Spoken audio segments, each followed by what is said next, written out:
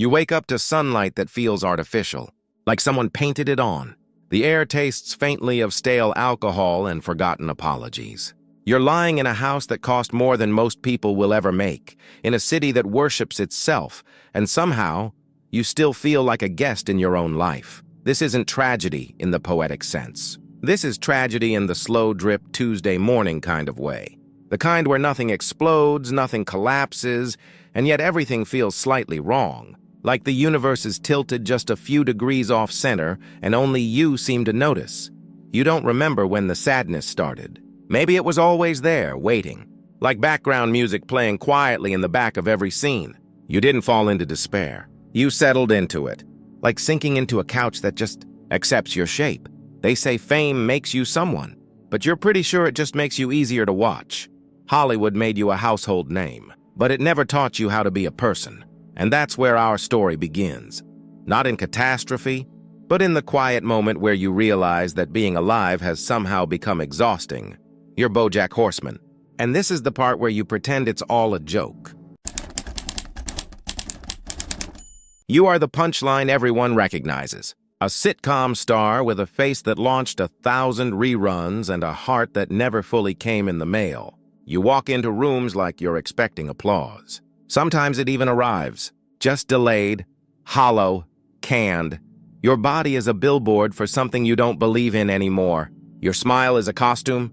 Your voice is a brand. People see you and think of nostalgia, comfort, childhood afternoons. But you know the truth. They are in love with a version of you that never existed. You spend your days surrounded by people who say your name with just enough warmth to make you wonder if you should stay.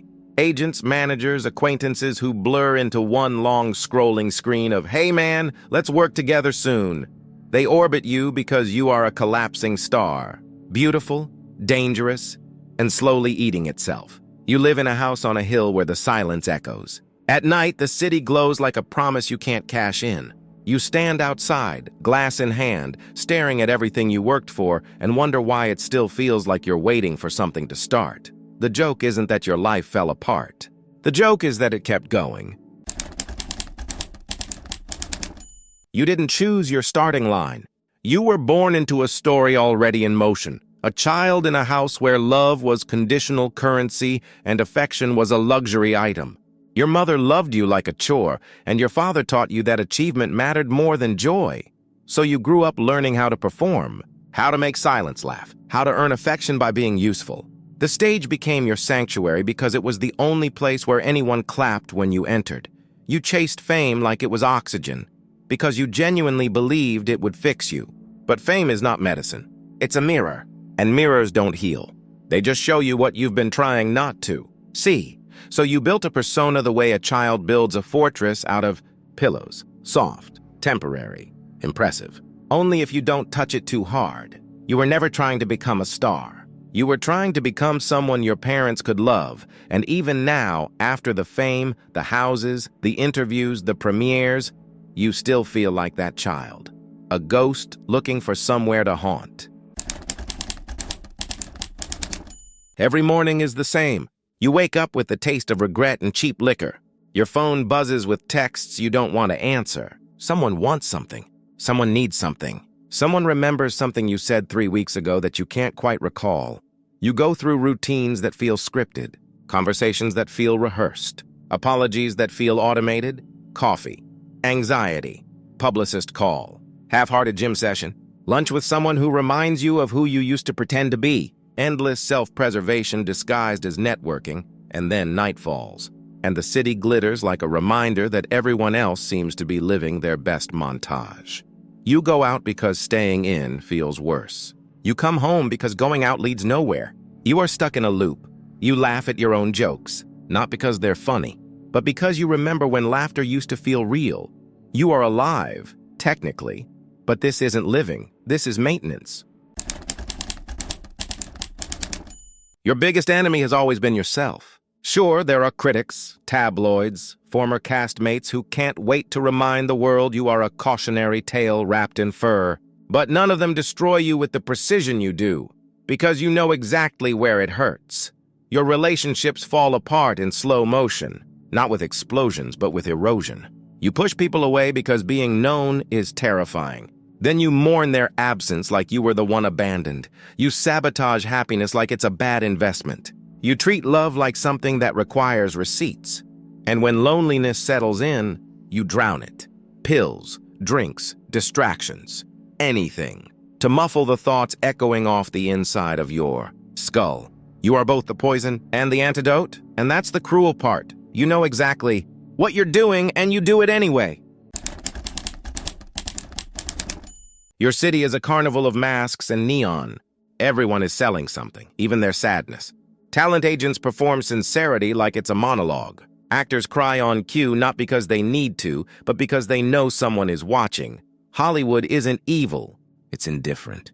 It chews up everyone the same way, slowly, politely, with compliments. You are surrounded by opportunity, but none of it feels real. You could walk into any party, shake any hand, kiss any famous face, and yet every connection feels paper thin.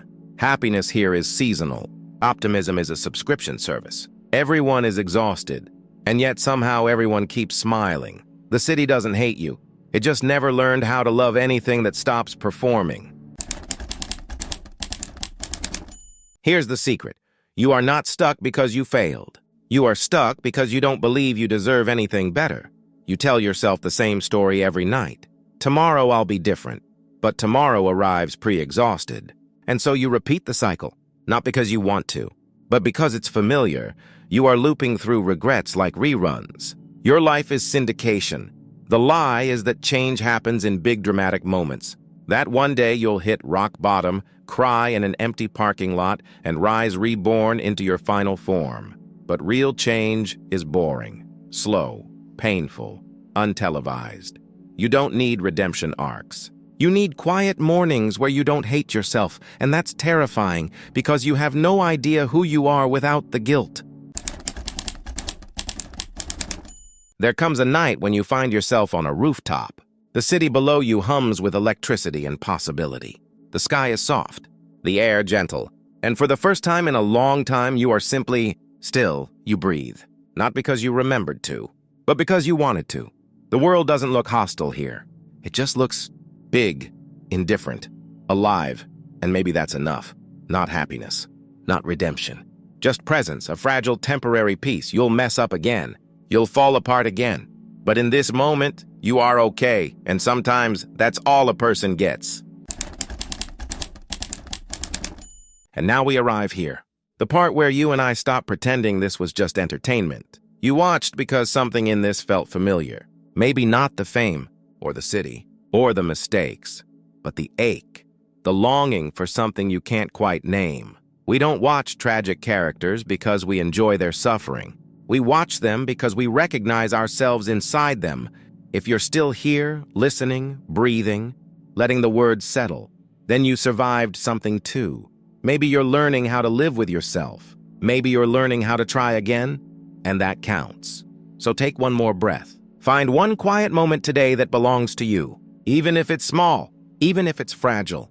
And when you're ready, come back. There are more stories, more broken souls, more truths tucked inside punchlines. And that's why it sucks to be BoJack Horseman. You survived the loop. See you in the next tragedy disguised as a cartoon.